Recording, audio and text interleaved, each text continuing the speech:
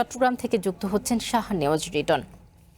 Written, বর্তমানে বৃষ্টির কি অবস্থা রয়েছে চট্টগ্রামে এবং জলাবদ্ধতা তো রয়েছেই, তো জলাবদ্ধতা সর্বশেষ জানাবেন এবং বৈরী আবহাওয়ার কারণে ট্রেন ও বিমান চলাচল নিয়ে সর্বশেষ পরিস্থিতি জানাবেন, সেখানে কি ঘটেছে বা কি দুর্ভোগ রয়েছে জানাবেন।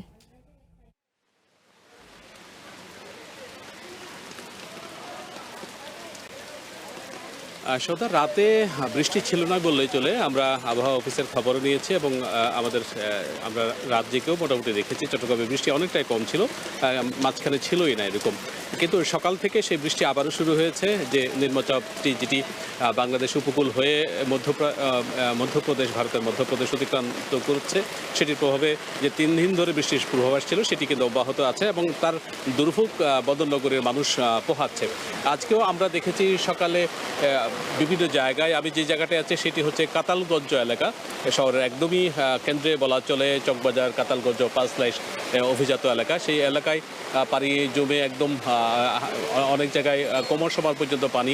রাস্তার মধ্যে মোটামুটি যান চলাচল এক প্রকার বন্ধ, তারপরও ঝুঁকি নিয়ে কিছু রিক্সা এবং অটো চলাচল করছে, সেটি অনেক ঝুঁকি নিয়ে। মাঝখানে বেশ কয়েকটি অটো বন্ধ হয়ে গেছে আমরা দেখেছি এবং একই অবস্থা নগরের আরও বেশ কিছু এলাকায় আছে। যদিও সিটি কর্পোরেশন কিংবা সিডিএ অন্যান্য যারা কর্তৃপক্ষ আছে তারা দাবি করছিলেন যে চট্টগ্রাম শহরে জলাবদ্ধতা এখন একেবারেই সহনীয় অবস্থায় আছে, কিন্তু আমরা গতকালকে বিশেষ করে অতিবৃষ্টিতে যেটি রেকর্ড সংখ্যক বৃষ্টি হয়েছে এই মৌসুমে এবং দীর্ঘদিন এত বড় বৃষ্টি সিটি কর্পোরেশনের পক্ষ থেকে বলা হচ্ছিল যে এত বৃষ্টি তারা দীর্ঘদিন দেখেননি, তার কারণেই মূলত কিছু 70% বৃষ্টিপাত তারা জলাবদ্ধতা তারা নিয়ন্ত্রণ করতে পেরেছেন, সেরকমই তারা দাবি করছেন।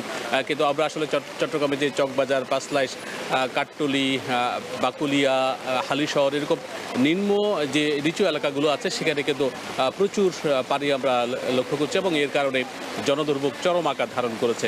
স্কুল কলেজ বন্ধ রাখা হয়েছে যথারীতি, আজকেও বিভিন্ন শিক্ষা প্রতিষ্ঠান বন্ধ আছে।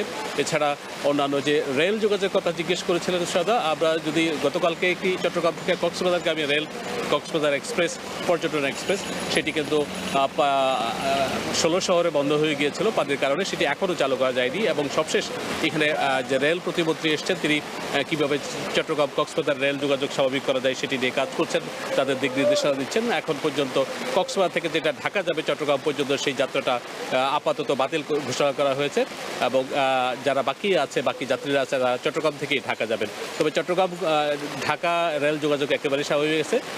চট্টগ্রাম কক্সবাজার রেল যোগাযোগটি আনুষ্ঠানিকভাবে বন্ধ রাখা হয়েছে। রেল প্রতিমন্ত্রী এখানে সেটি পরিদর্শন করে এই ব্যাপারে নির্দেশনা দিচ্ছেন। বিমান চলাচলের ক্ষেত্রে গতকালকে 3-4টি বিমান চট্টগ্রামে নামতে পারেনি বৈরী আবহাওয়ার কারণে। আজকে এখন পর্যন্ত, আমি একটু আগে কথা বলেছিলাম, এখন পর্যন্ত যে বিমান শিডিউলগুলো আছে সেগুলো যথারীতি ঠিক আছে। কিছু কিছু ক্ষেত্রে আধা ঘন্টা থেকে 1 ঘন্টা বিলম্ব হচ্ছে, বিশেষ করে অভ্যন্তরীণ ফ্লাইটগুলো চট্টগ্রাম থেকে ঢাকা আসা যাওয়া ঠিক মতো করছে, হয়তো কিছুটা বিলম্ব হচ্ছে, তবে যাতায়াত মোটামুটি এখন পর্যন্ত ঠিক আছে। কারণ বৃষ্টির প্রভাবটা কিন্তু সকাল থেকে একটু একটু শুরু হলো, এখন একটু বাড়ছে। সেটি আসলে যদি বাড়ে, আমরা গতকালকে দেখেছি চট্টগ্রাম বিমানবন্দরে, শাহ আমানত আন্তর্জাতিক বিমানবন্দরের রানওয়েতে কিছুটা পানি ছিল এবং এই কারণে ঝুঁকিপূর্ণ ছিল রেল যে বিমানের উঠানামা, সে কারণে কিছু বিমানকে এখানে চট্টগ্রাম বিমানবন্দরে নামতে দেওয়া হয়নি। আর আমরা এর আগে একটা প্রতিবেদন দেখছিলাম চট্টগ্রামে ঝুঁকিপূর্ণ বসবাসের ক্ষেত্রে। চট্টগ্রাম মহানগরীতেই 26টি পাহাড়ের ঝুঁকিপূর্ণ অবস্থা চিহ্নিত করা হয়েছে, যেখানে প্রায় 6,500 পরিবার ঝুঁকি নিয়ে বসবাস করছে, মৃত্যু ঝুঁকি নিয়ে। এখানে একটি বিষয় হচ্ছে, এইসব মানুষগুলো আশেপাশের বিভিন্ন জায়গা থেকে, নদী ভাঙা অথবা অন্যান্য জায়গা থেকে কর্মক্ষেত্রে এখানে চট্টগ্রামে বসবাস করে নিম্নআয়ের মানুষ, তারা পাহাড়ে অবৈধ বসতি করে সেখানে থাকেন অথবা অন্যের বসতিতে ভাড়া করে তারা নিম্ন আয়ের মানুষগুলো থাকেন এবং এই কারণে তারা বলেন যে তারা আসলে তাদের কোনো উপায় নেই এবং এই কারণেই তারা এখানে নিরুপায় হয়ে এখানে বসবাস করছেন। সেই মানুষগুলো অনেক ঝুঁকিতে আছে। তবে যে জিনিসটি খুব বিচিত্র ব্যাপার, জেলা প্রশাসন অভিযান চালায়, সেখানে তাদেরকে খাদ্য দেয়, আশ্রয়কেন্দ্র খুলেছে 8টি, তাদের সেখানে রাখলেও তারা রাতে থাকে অথবা কিছু একটা সময় থাকে, এরপরে প্রশাসন অথবা যারা ম্যাজিস্ট্রেট তারা চলে গেলে, পুলিশ চলে গেলে তারা কিন্তু সেখানে চলে আসে। এই যে আসলে ইঁদুর বেড়াল খেলার মতো সেটি চলে দীর্ঘদিন থেকে, মৃত্যু ঝুঁকি নিয়ে তাদের সেই বসবাস একটা নিত্য অভ্যাসে পরিণত হয়েছে। আমরা নিশ্চয়ই পরবর্তী বুলেটিনগুলোতে আরও আপডেট জানাবো। এখন এই পর্যন্ত ফিরে যাচ্ছি সদা আপনার কাছে। রিটন, আপনাকে ধন্যবাদ।